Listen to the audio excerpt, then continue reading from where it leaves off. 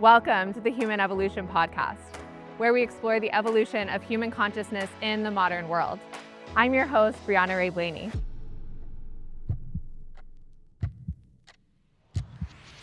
Well, welcome to the podcast, Martha. It is an absolute pleasure to have you here. It's funny, I remember walking into this place probably about 5 years ago, and I was in such a different place personally. I had just gone to the gynecologist and gotten diagnosed with PCOS, and I was very frustrated with the Western medical system, and I had been studying yoga for a long time, but had recently just found Ayurveda again, and I happened to find you on a podcast that Lacey Phillips had done on To Be Magnetic, and I immediately resonated with the way that you spoke, the way you presented yourself, and the way you talked about Ayurveda and how you could really change your body, your mind, who you are through this approach. And so I'm so excited to have you here and to dive into what I know will be a very fruitful conversation. So thank you and welcome. Thank you. But where are you?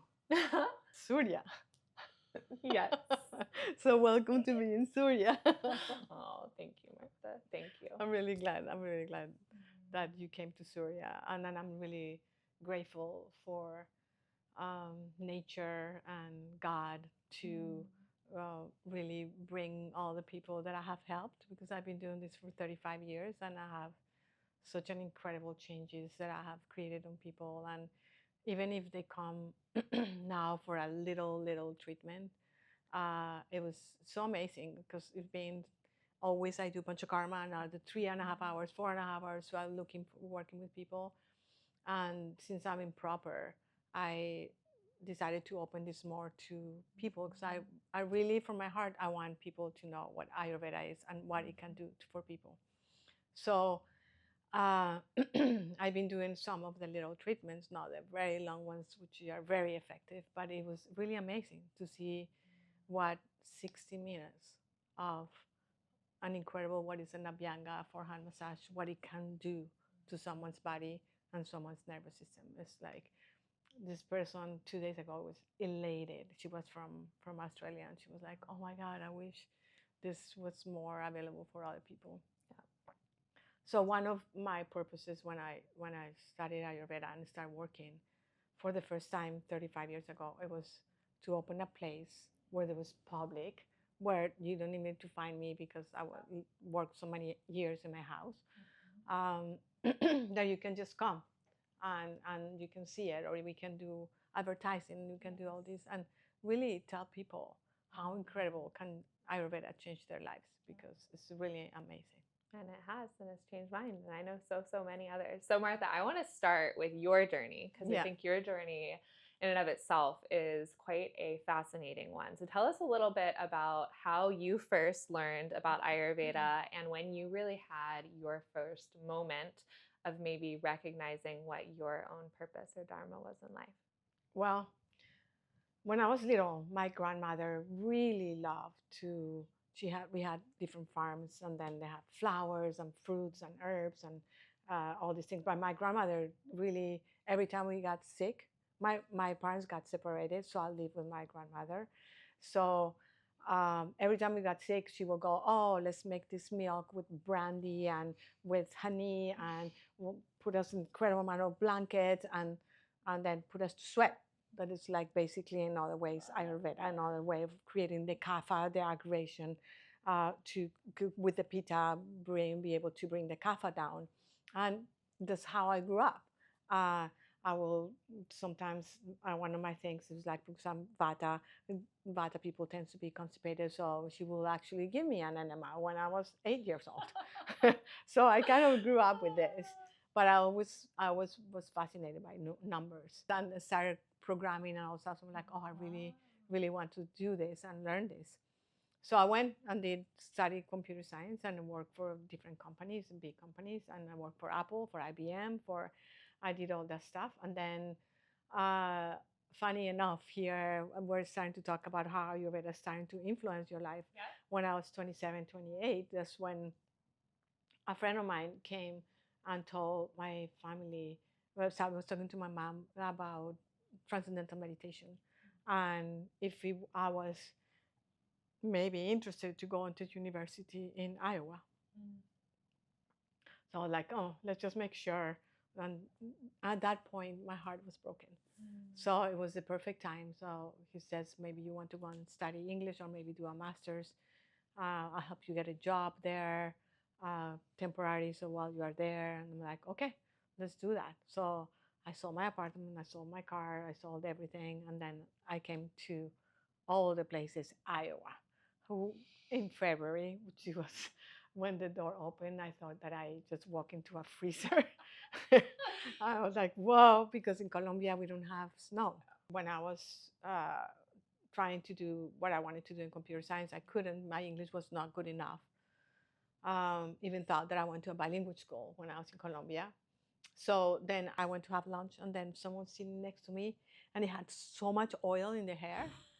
And the smell was so amazing. I was like, what are you doing? Why you have so much oil? And then she said, oh, I'm doing Panchakarma. And I just did an abhyanga and a shirodhara. And I'm like, what language are you talking? Because I don't understand. So then she said, you should try it. So I went, did an appointment, and I tried. In Iowa. In Iowa. Yeah, I was in Iowa. So I did the abhyanga. And then they did the shirodhara, was the drooping on your forehead. And then I just felt like how my nervous system completely changed. And say really quickly, Martha, what is like what's abhyanga? An abhyanga is a forehand massage, and it's so coordinated. And the way they did it, so slow, it works pretty much in your lymphatic system, my nervous system. And then after that, I finished, and then they pour oil on your forehead. Who would have think that putting oil on your forehead and putting your hair all completely oily is gonna make you feel amazing? It literally, it just takes you to different states of consciousness if it's done properly. And that's one of the things that is kind of that bothers me of right now, that people are taking this so much liberty on, oh, I'll give you a sugar, I'll give you an oil. But you really need to know what are the characteristics of the person, if you need warm oil, if you need different kind of oil, if you need water, if you need herbalized water, if you need. So it's not something that you can just like, okay, I put it. So in that time for me, the oil was so amazing. And so this is your first experience. This is my first experience. And then after that, I got out and I'm like, that's it. I got to learn. I got to learn this. I got to learn Ayurveda. And then I went and applied to university for that. And then forget about computers. And then it was really amazing. Every door was opening to do anything with Ayurveda. And every time I was trying not to, whatever was going, it was like, no. That's not what you're doing. Yeah. So what really is Ayurveda, Martha? Like if you explain this to someone who knows nothing, has never even heard the word Ayurveda, how would you explain it to them? First of all, after doing it for so long, Ayurveda is something that is not going to come to you if your life, this is something that I've experienced, that is not going to come to your life if your life is not prepared for it. Or many times you can hear about Ayurveda, but it goes for an ear and it goes to the other ear. And it was really amazing. And that really showed it to me, life showed it to me when I started working by myself for the first time in the little apartment under my house. Within 1 or 2 months of working in there, the LA Times came and said, can we do an article on Ayurveda? And I said, well, on you, on what you do. And I'm like, okay, let's do it. So just to bring you that example, is how the support of nature, sometimes when you are doing what your Dharma is, what you need to do, then you get all the support from everywhere. So Ayurveda is a science of medicine, of whole medicine of the entire body. So when I see you, when I take your pulse, I'm just looking at all the elements in your body. What is in balance, what is not in balance. And the elements is fire, earth, water, air and ether. Air and ether and space. So when any of this goes out of balance in your body, so it shows in your pulse. Yeah. So when, for example, you are when flying and you are running and you are like going and cannot sleep, that means your vata, your air, is out of balance. So then Ayurveda has many things. God is warming, nourishing. So it's going to be able to balance that. And then I say, you have a person that loves to drink alcohol, do a lot of exercises, eat a lot of spicy food. Um, it's a person that already is putting too much heat in the body. So we need to just cool it down. And then a person that is kapha is a person that is more, and then it's like they love to have everything soft and everything slow and very sweet, very smart, but not the same as what a Vata Pitta people are. They like to move and be it's intense, and so they are the Kapha people. So those people need to have some more, like, okay, let's move. They need more energy. So there is things that then you create that then they are gonna create more also heat and moving and energizing herbs that you can give to that person to just feel more energetic. So with that, I can see that. So that's one part of Ayurveda looks. Then Ayurveda has a study of Jyotish, which is your astrology card. And that was so incredible. For me, the first time I did it, it was the Jyotish works within 9 planets. Yeah. So when you were born, at the time that you were born, there was this planet here, this planet here, this planet here. It's a little bit different than Western because the Western uses more planets. Eastern was less planets. So the first time I did a Jyotish, he says you need to wear a yellow sapphire. I'm like, where I'm gonna get money to buy a yellow sapphire? So I came with my friend here to LA um, for for vacation during the summer, and she needed also, I think, a yellow sapphire, and her father was buying her that. I'm like, here, I want to buy one for you, and then so he buy that, and this was this, and this was 1992 when he bought this for me. So, and this little stone completely changed my life. Like literally changed my life. So using this stone, so that's another way that Ayurveda helps you in your life. Then is Gandharva bed. I don't know if you heard about Gandharva bed. There's a beautiful music with sitar and tablas, and then so they have the different music that you're supposed to listen to the different times of the doshas. So the times for Vata time, for Pitta time, and for Kapha time, and they repeat. So when you listen to this, it's like they say, it's like music that is played to your nervous system. So your nervous system really reacts to it, and it's so beautiful. Then they have Vastu, that is something similar to Feng Shui. This is different way of seeing it, where they actually see like the door, the sun should be coming to your door through the east, and you should put them like a home, and then put these things in this side and this side. The kitchen should be in this side, and there is also remedies for that. So it's really amazing, beautiful. And then it's Ayurveda in the part of medicine, and then with all the different herbs to help you with that. So if you get all that, and yoga that everybody knows, practicing yoga and pranayama. So doing all that together, that's what's Ayurveda. So just a small little, right? It really is. It's an expansive science. And I want to talk like a little bit more, Martha, about you have helped, I mean, thousands, probably hundreds of thousands of people at this point, right? Yes. And you have worked with people across the spectrum, like big celebrities and just everyday people. And I want you to just touch a little bit about like how you came to LA, what you had, and then how Surya happened too.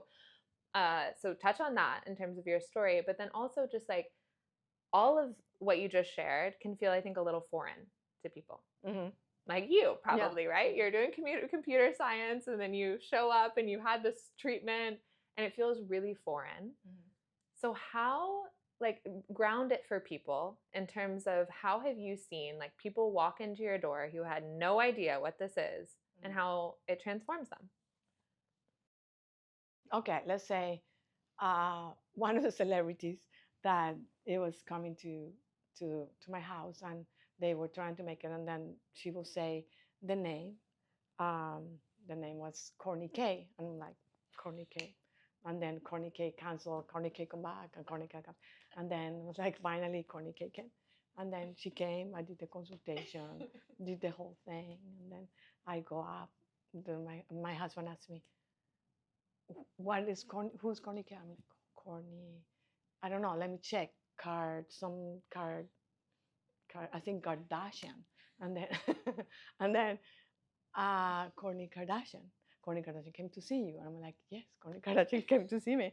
And what's the big deal? They're like, you don't know who she is? I'm like, no idea, because I don't watch that much TV. Right. And then I learned who she was, and we became really good friends. And I have helped her with all the with the babies, and the last one with Rocky. It was really nice to be able to help her, and it's just with her. And then with people, like I have people that my friend that they don't have any money, and I'm like, come, I help you, because for me, doesn't have to be that you. I like to help everyone, really everyone. Doesn't matter whatever who they are. And then so from there, because I didn't do any advertising or anything, so you will come and then you will tell your friend, and then that friend will tell a friend, and then that friend, and then I had just really just what Ayurveda is, not me, is what Ayurveda is, and how doing appropriate it really helps people. And so, for example, like when Kourtney came, or when people come into you, Yeah. like what are they coming to you for, Martha? Well, some people come because they think that their knee hurts. Yeah, but then it's like when you're gonna pull, like, oh, maybe this is not what is happening, and then really trying to find. And then when people go through Panchakarma, that's when a lot of emotional starts to come, and the emotions are like what is stuck into your body.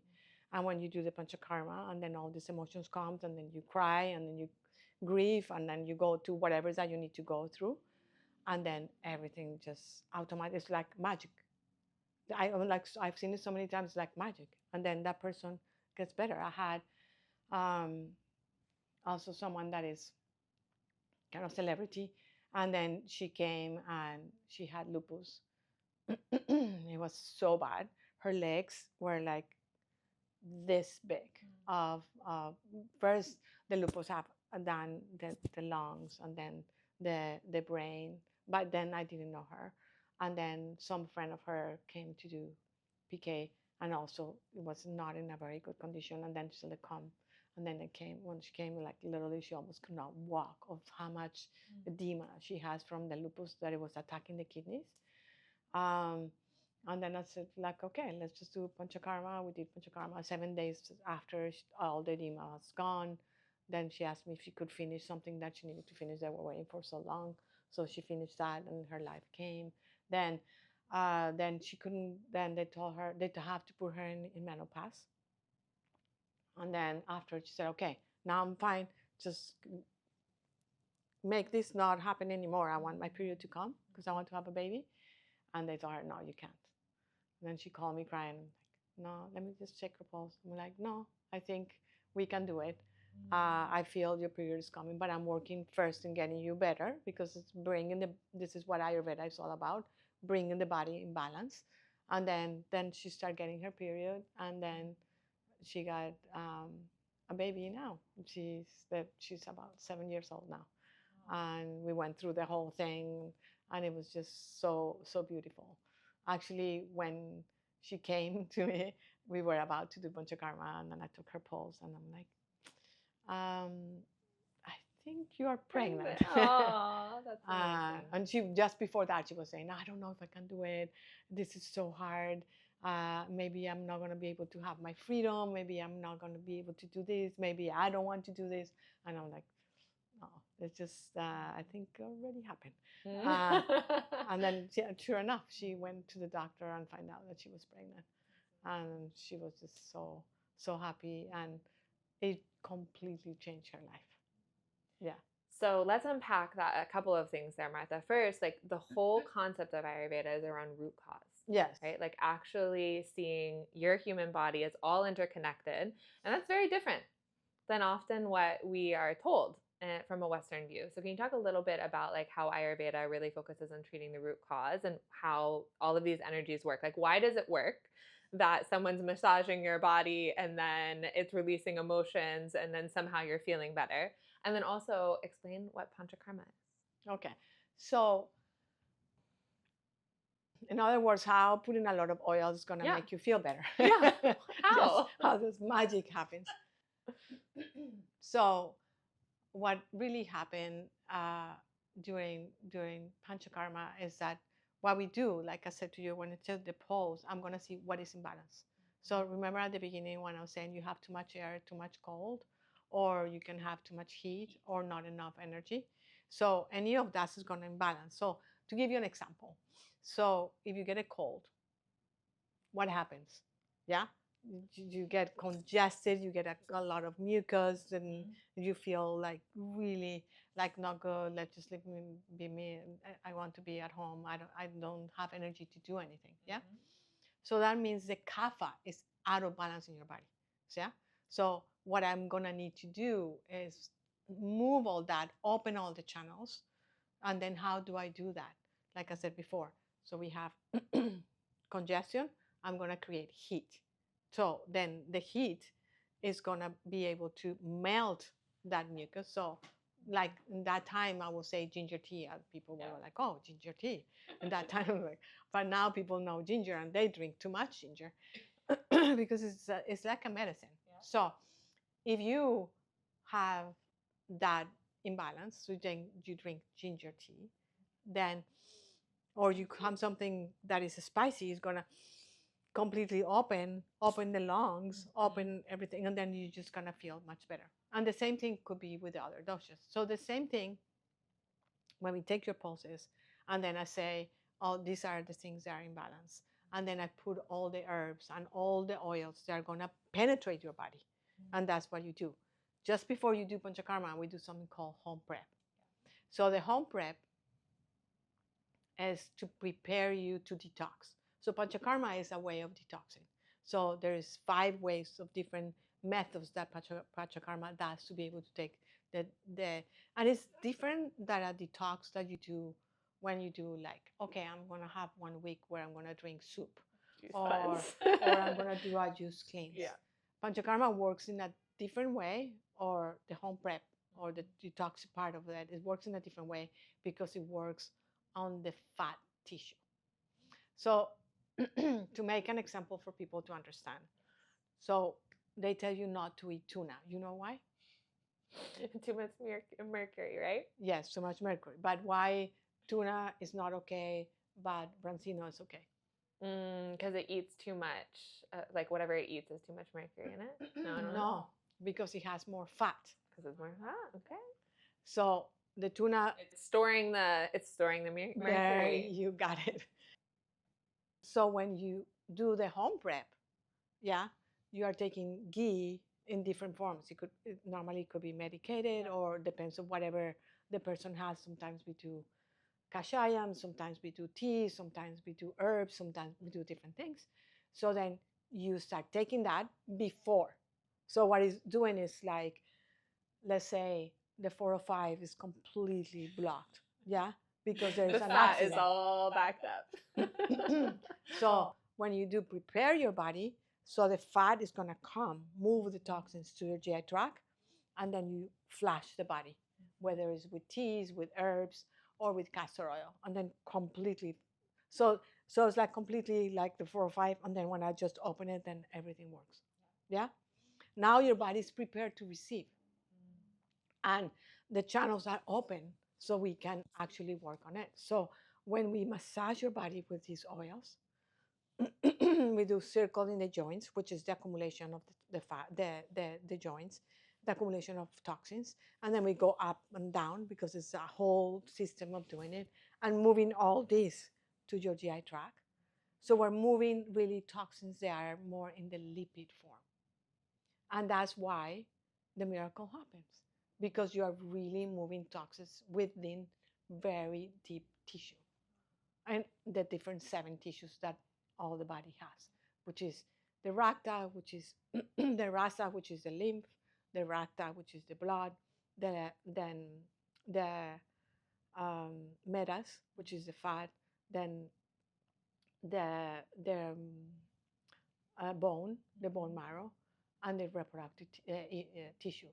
So when you are able to go to these different 7 tissues, then you are able to every day go deeper and deeper and deeper and deeper into the tissues and take these toxins out. And that's why the miracle happens, because it's a completely different. So that's why I recommend people to come 5, 7 days. 7 days is what I recommend most people to do, or 10 days, or depends on whatever the situation. Some people come 7 days, some people come 11 days, some people come 14 days, some people come 21 days, some people come 28 days.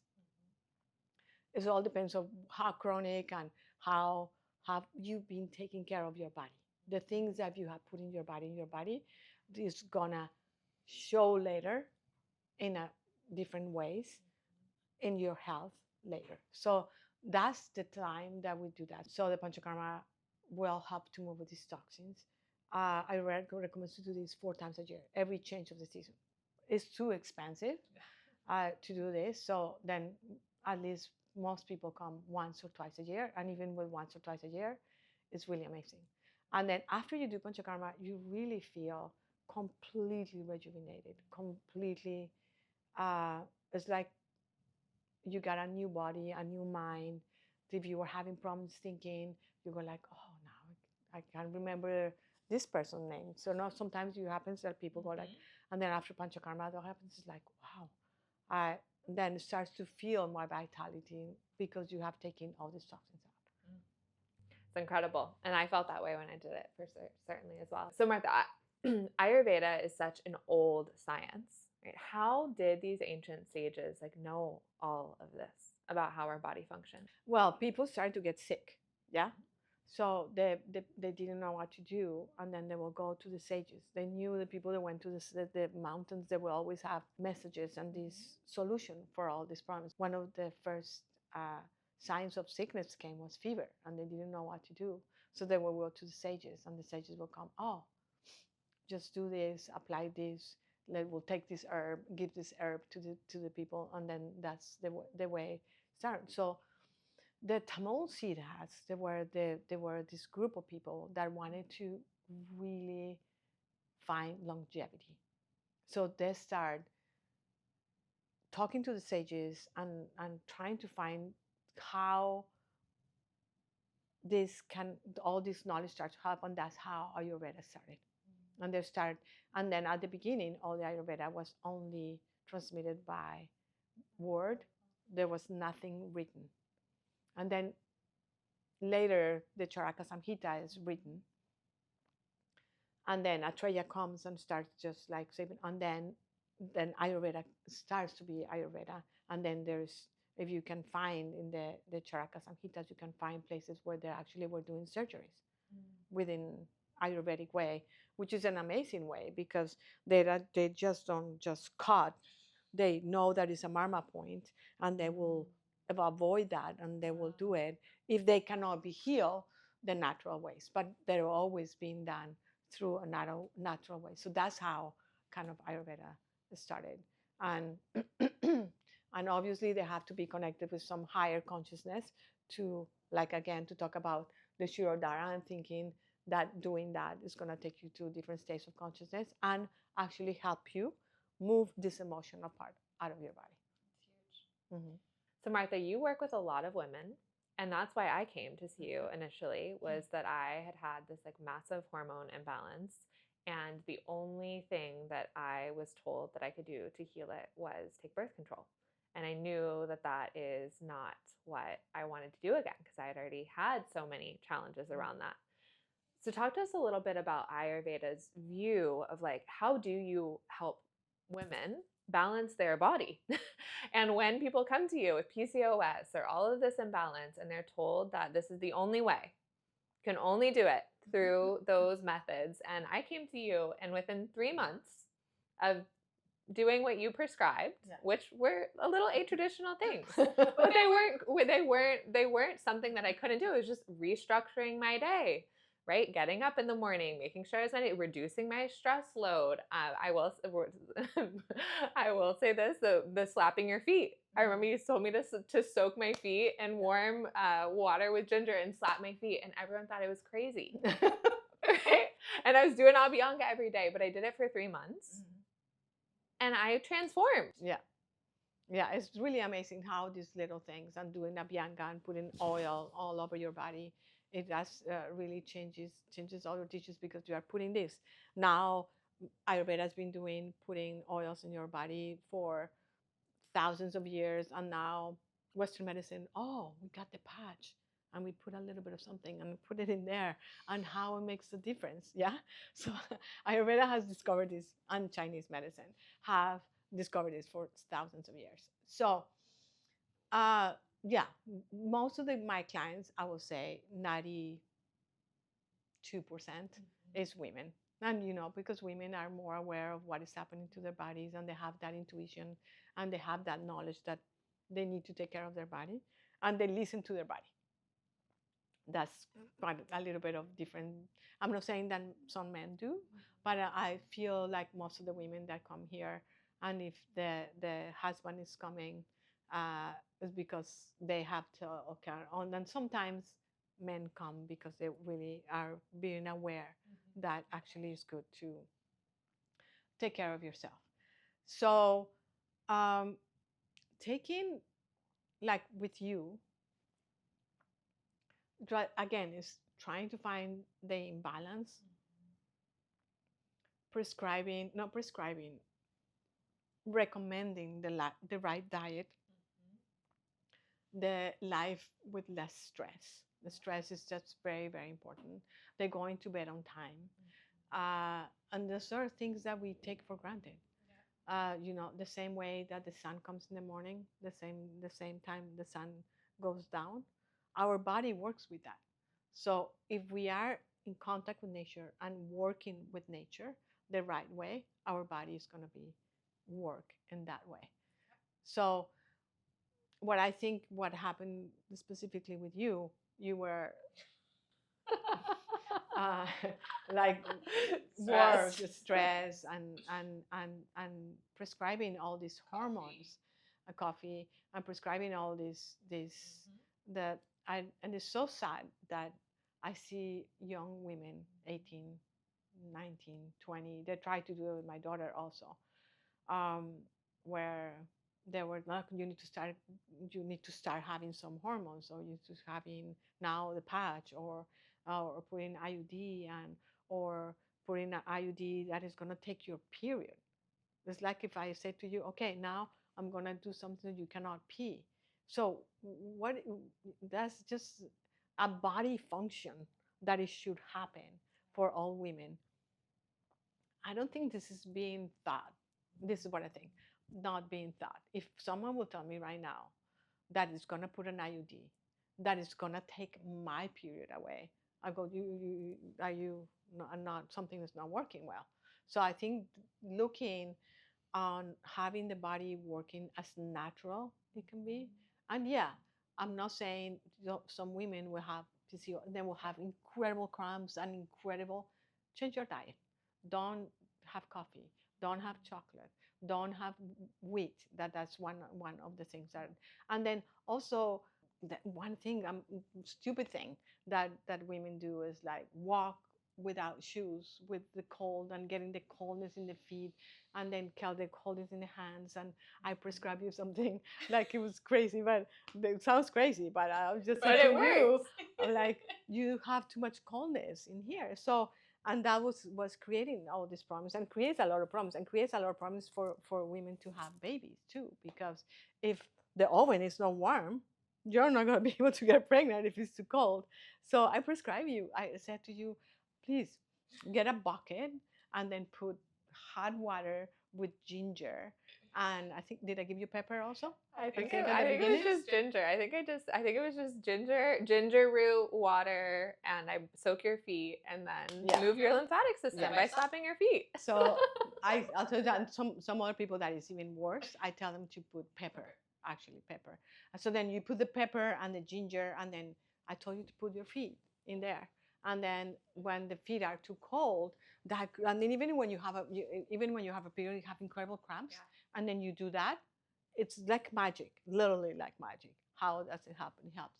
So change your diet, changing the food, the coffee, the sugar, they're going to bed, doing abhyanga every day, changing the times, being regular with your food. That's something that people are not.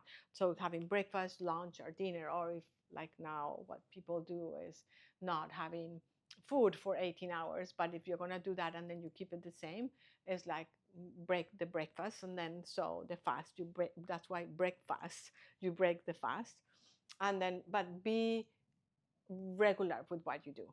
Yeah. So women having regularities is going to create regularity in your period, and that's very, very important. So things like this are like very simple, like things that really uh, affects the body, and it was just like so magic in my house. I'm growing up tangerines, I'm growing up red blood oranges, and grapefruit. That is so beautiful. And one thing that I do that I share to you is kind of weird too. I actually collect my urine in the morning, and my husband's urine, and then I put water into it and actually put it into the plants. You just like incredible how the fruits and the sweetness, and when you do this also you are throwing it in the earth, and then whatever it grows, because it has your DNA, is going to grow what you need, you know. So it actually, so that's so magical. Wow. Like if you, for example, put the ginger, or if you put your feet in water, yeah, and you wash, you, let's say, no, no, I'll give you another example. You put a basin in the shower, yeah, and then you shower yourself with that water and whatever is collected. You put this in the ground. Now, this memory of what you need is actually going to be in the water, and the water is going to go in the plants.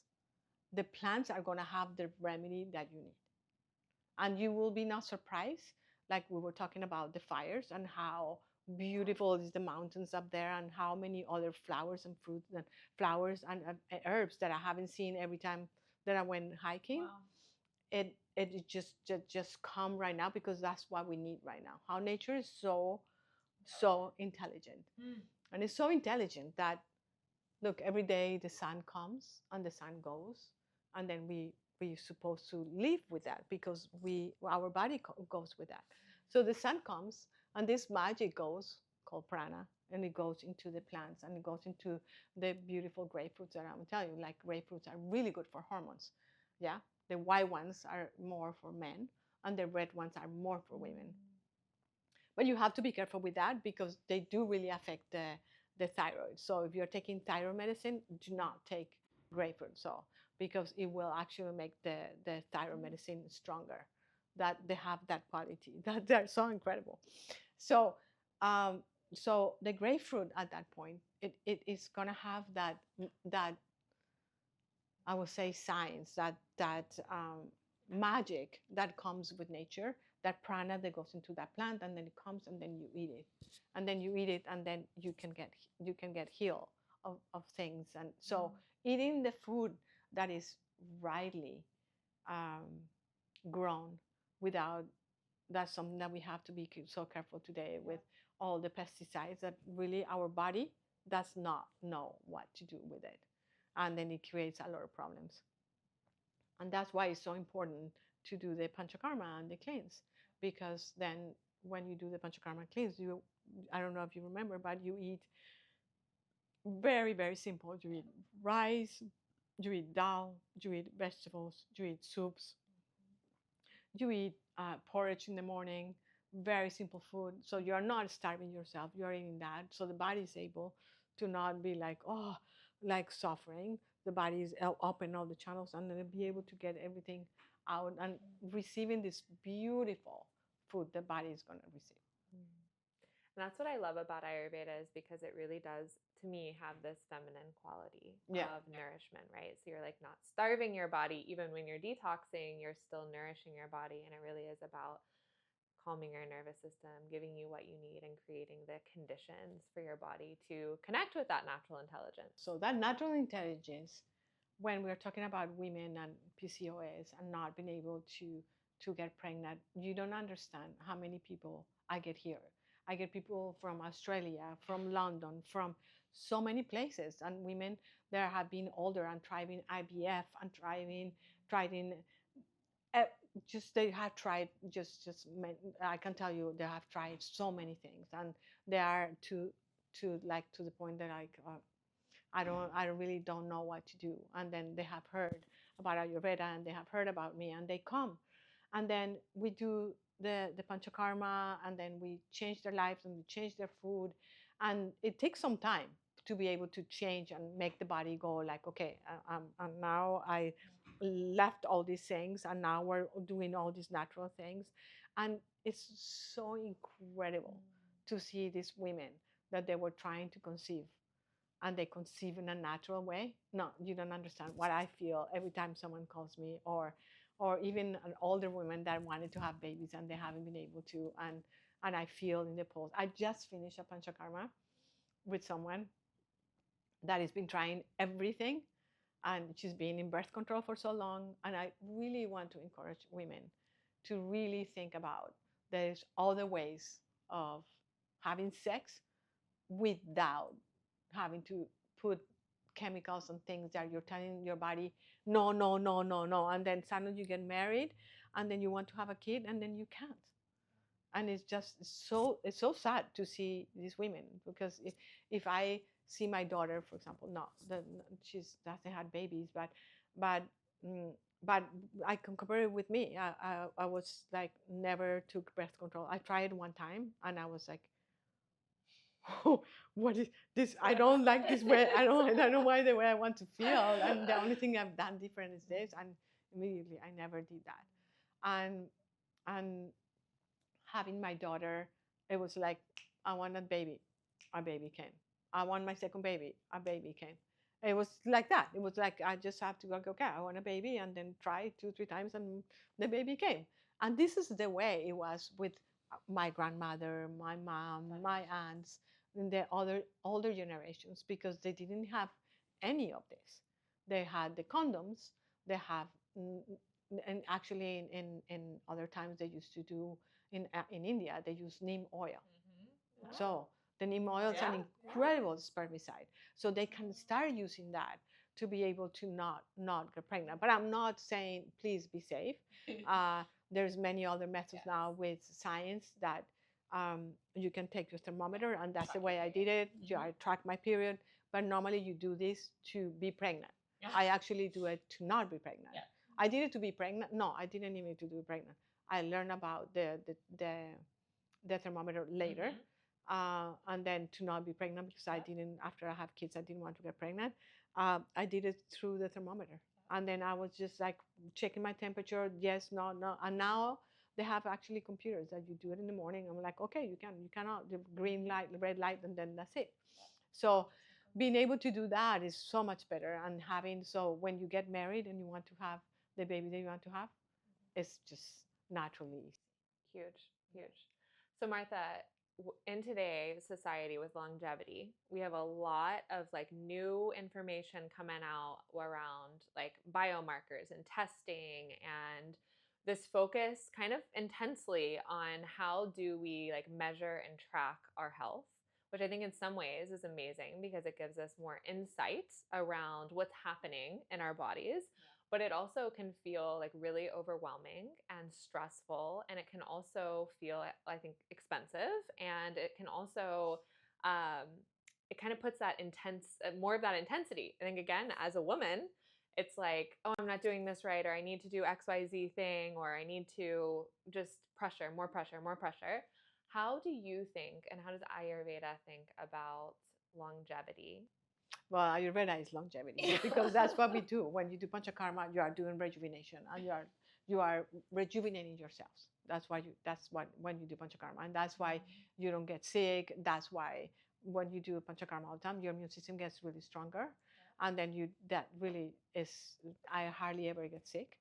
I actually stopped doing Panchakarma for a little bit, and then I started getting more colds, and then I'm like, oh, this is what Panchakarma does. Someone gave me one of the rings, and then I was just like, every morning, take the computer, take my phone, and then just checking, did I sleep these hours, these 3 hours, did I have a sleep, did I have a deep sleep, did I have not?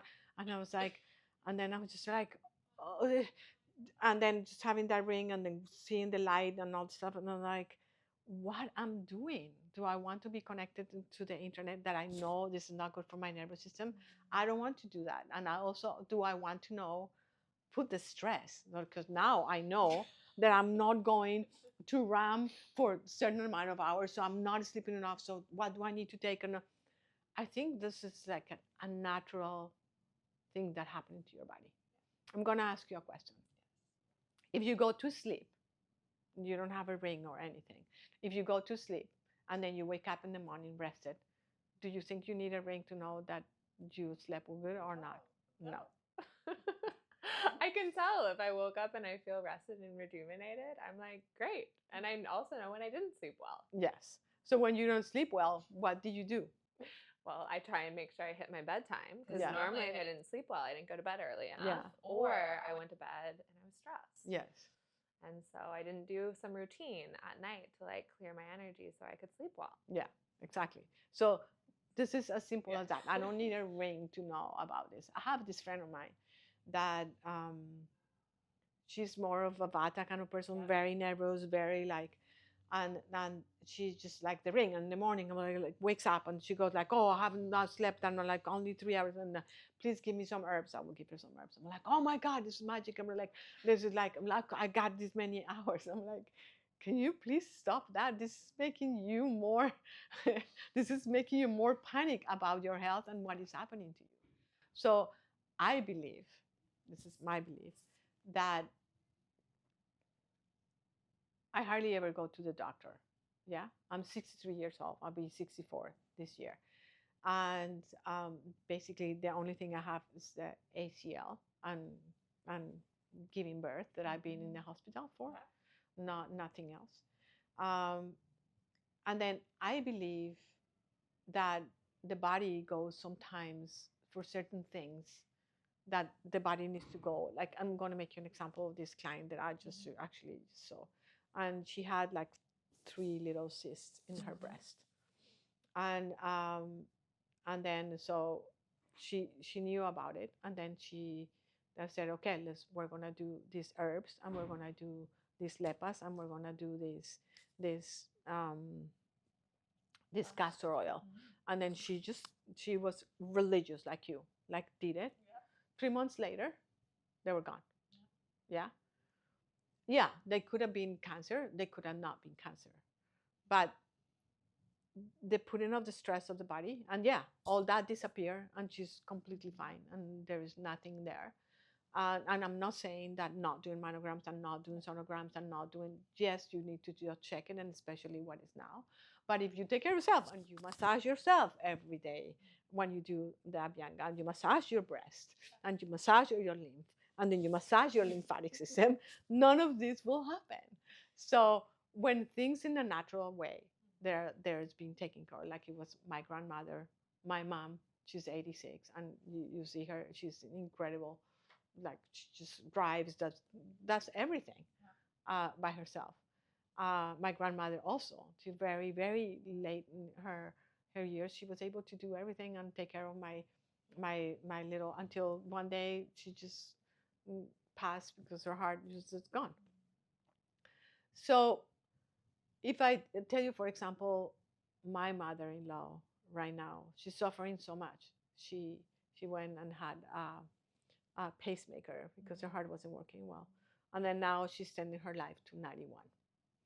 And then I can see that if that would have not happened, her body would have just like, she would have gone before. I love her, so I'm really glad she's with us.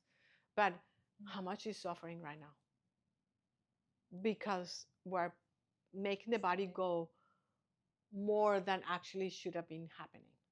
So yes, yes, science is there, it's great, but how many people are going through because of science is there and it's great, when you're not accepting that it's just time for you to go? Yeah. In this case with my mother-in-law, it's time for her to go. So now her back, now she had pneumonia, then 2 weeks later a second pneumonia, now she has iron deficiency. So it's just having all these things that is happening to her it's just not so fun. It's interesting, Martha, because when I think about all of that, it comes back to the question of why are we doing it? Mm-hmm. Right? And it feels like it's because we're afraid of something, right? Which ultimately is Afraid like we're of afraid dying. Yeah. right? And then it's so silly because for me, dying is like if you go into meditation, yeah. And then now there are a lot of people meditate because when I started, no one meditated. So if I go into meditation and then you transcend, and you know what I'm talking about, on people that they haven't tried meditation, please try it. And then because transcendence is just, it's like coming to this place of peace and bliss that is so incredible, incredible. So when you get to that, for me, it's like coming back to that. Yeah. So there's nothing to be afraid. And if you think about, like, for example, Yogananda, Maharishi, all like kind of sages, like Yogananda, you have a picture that he talked and he said, "This is gonna be my last speech." And literally after that speech, she's, "I'm dying," and he just died in that chair, and then he just died. And he knew that he was dying, and he was gonna be his last speech. So being able to be so aware of that and knowing that and having so much in touch with your body and your soul, What better? what better? And you have the magic in your body to heal yourself. So there is your hands. So if you think about it, why people, there is some marmas. So marmas are points of energy in your body. And then you've seen the people that do this a lot. Yeah.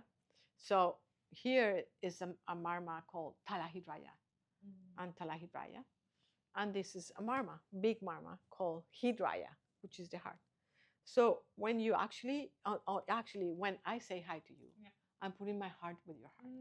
Yeah. So we're sharing this. We're sharing this. So our hearts get connected through this. Yeah.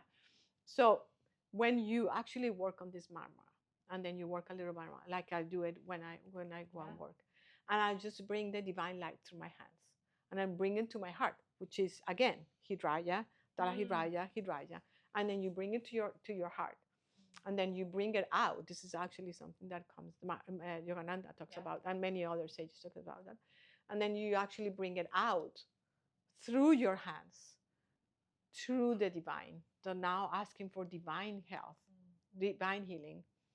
You can heal anybody because you are working with the divine to be able to heal anybody. So having and knowing these points in your body, being able to to actually connect. So why when you do this, and then when you do this, and when you put it in here, what is happening really to your body? That's why in India, a lot of people do it. In Bali, a lot of people, because I bow to you. I respect you and I see you and I see the goodness in you. And when you see the goodness on everybody, what happens? Your life is so much happier because you are not seeing the negative on everybody. You are seeing, and you have to remember that we are all one. And then what I'm seeing in you is what I'm seeing myself. And that's what you have to think when you see it with people. So talking with people, being positive, meditating is gonna bring your life in a different way. So, Martha, I want to wrap by asking you, with that and that beautiful just wisdom of how we can connect at the heart level with each other and see the good in one another. What really is the meaning of life? Why are we here? Why are we here?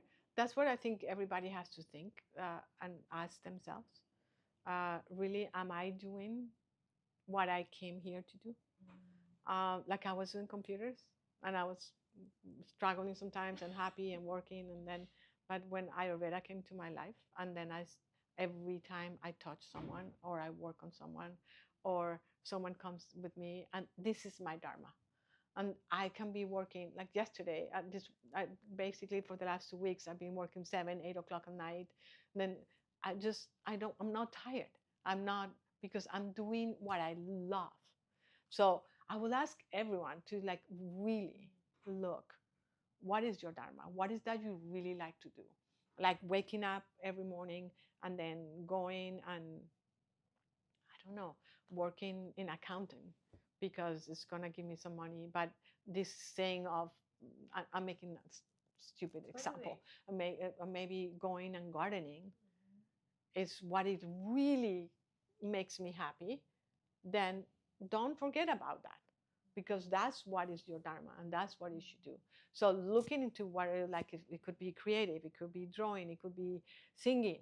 Like with my daughter singing, she has an incredible voice and she wasn't singing that much. And then after the fire, she lost her house, and then now she's singing so much. You don't understand how happy she is. She's an ecotherapist. She's still in that, but then now she's doing the nature with the singing, and it's just her dharma, and it's just like flowering. It's just so. So I would like to recommend everyone to really look what is that you are here for and how you can help people, and your life will be healthy, happy, and wealthy. And wealthy. And I mean, Martha, when I came here, you said the same thing to me. And I was around, I think, that age. I remember, like, I think I was around 28, 27, 28 when I first came in. And you said to me, it's around this age. You're like, you've got to really listen to what this is. And it goes back and speaks to what you're saying around the greater field of intelligence. And I found that, right? It's like you, wherever in your life you're experiencing some sort of imbalance, it's often all interconnected. And so if there's misalignment in your work and you're not expressing yourself fully, that's going to manifest in other ways. And so thank you for giving me that gift, Martha. I really appreciate it. You gave it to yourself. But we all have those little moments of nudges and like the people that show up at the right time and plant the seed. Yes. Right? Yeah. And you planted the seed. And that planting of the seed comes when you are ready for it. Yes, it does. It does. But I'm so grateful for that, Martha. And yeah, I just want to give you a chance to share with everyone, like, tell us a little, and we mentioned on this, of Surya, but we are now sitting at Surya at the proper hotel, which is pretty amazing considering. I mean, I think that this has to be the most renowned Ayurveda center in LA, and probably like one of them in the entire United States. So how can people come into your world? If anything, if you've planted a seed for one of our listeners, how can they come find you? You just go to the website, suryaspa.com, and then we have all the different things we offer. And if you cannot do Panchakarma, you cannot do cleanse yourself, if you are suffering, your health is not doing well, please come, and then maybe I can kind of plant the seed like I plant the seed on you. And then through all the magic of Ayurveda, we can help you. So just go into the website, and then I have my face oil that everybody loves. There is an oil that I created for when I start getting some wrinkles. And then I did the collagen cream. That is a recipe that comes from my grandmother. And then I put the magic of Ayurveda into it too. And then there's all the oils for the different doshas that we talk about, from the Vata, from the Pitta, from the Kapha. And then you just put it in, and I make the beautiful rose oil that actually I did for Valentine's for my husband, and it's becoming like everybody loves that one, because it's really, really balancing. And it's not like, because roses has the quality to go to your heart. That's one of the qualities of the roses. And that's why when someone wants to fall in love with you, give you roses, because the rose has that specifically, one of the qualities of that is that opening the heart and calming the heart. So I'm bringing love into the life. So I did that. And then we have the scrubs, and then and if you cannot afford to do Panchakarma, just come and do a simple treatment. Or if you need help to do the cleanse, just come, and then we'll guide you to what is the best way for you to do it. I love it. Well, thank you, Martha. Any last words of wisdom? Last words of wisdom, I would say, if you haven't started meditating, because life and the world is a little crazy right now, I think, and I tell you, me being Latin is a little bit, and you probably even having dark hair, even if you're American, so questionable. I think the only thing that is going to give you is calm, and then meditation, and then through your meditation at the end, also just bringing with your hands the peace and giving peace to the entire planet, give it to everyone. I think each one of us will do something like that. Like Maharishi said, like he always said, if we all meditate, we're going to create peace in the planet. And then I think if all of us, we do that, because that creates different frequency in the way that other kind of energies like aggressiveness is a completely different energy that is not. But if we do more of that and less of the other one, and eventually it will change. That would be the only thing I do. And keep your routine every day, because we're in times that things needs to be changed, and maybe this is happening because we're gonna, after we go through that, maybe it's gonna be better. It's gonna be a little difficult for some time. Well, we can all play our part, right? And can you imagine what a world would really look like if the predominant energy is in that place of Yes, love and peace, love and and peace, joy, and seeing each other as other human beings and as neighbors. respecting. Yes. And we can start now. It's like not being discouraged Yes. by what's in the news, but being able to just sit with someone like this and have a conversation. Yeah, and a little bit of avoiding the news, because the news are there to create fear. So it's better to just, like, the things that you need to know them from someone else. But sit down and look at the news, it's not going to be nothing good, because the real truth of whatever is happening, we don't know. They want to tell us only what they want to tell us. So just don't let that energy come into your body, and then just surround yourself with light, and you're going to be so good. Be discerning by what you take in, and meditation is ultimately the tool for that.